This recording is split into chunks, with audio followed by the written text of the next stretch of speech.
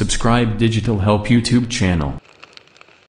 Hello and welcome, আমি Habibur Rahman. Digital হেল্পের পক্ষ থেকে সবাইকে জানাই স্বাগত।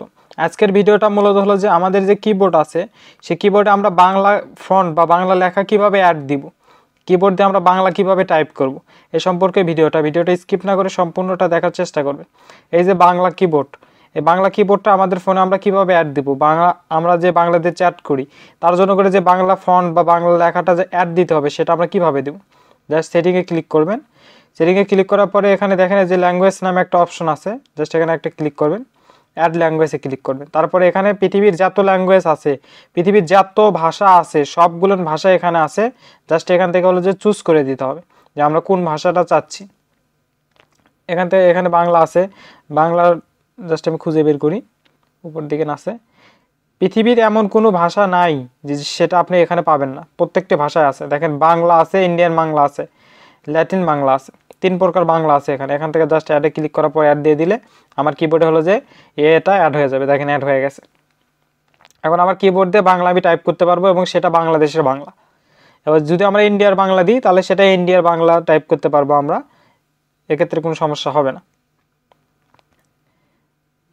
জাস্ট এটা আবার এখানে যে আমরা রিমুভ করার জন্য জাস্ট এখান থেকে এটা টিক চিহ্ন দিয়ে দেবো, টিক দিয়ে ডিলিট বাটনে ক্লিক করলে আমরা রিমুভ হয়ে যাবে।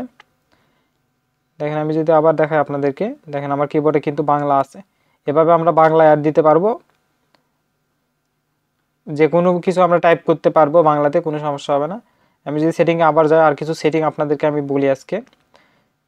যে প্রফেশনস নামে একটা অপশন আছে ল্যাঙ্গুয়েজের নিচে 2 নম্বরটা, আমি এই প্রত্যেকটা সেটিং আজকে আপনাদেরকে দেখাবো যে সেটিংগুলো কি কাজ করে।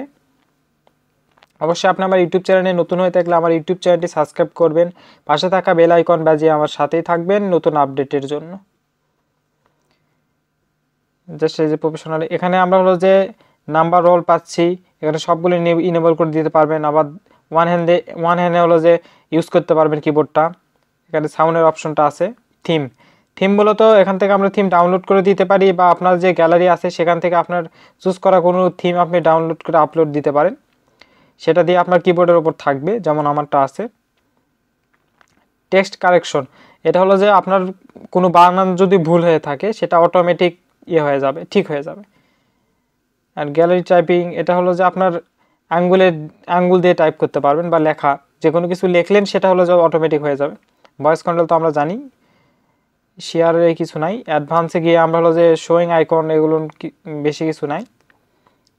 এই হলো মূলত হলো যে আমাদের হলো যে যেই কিবোর্ডটা আছে সেই কিবোর্ডটার কাজ।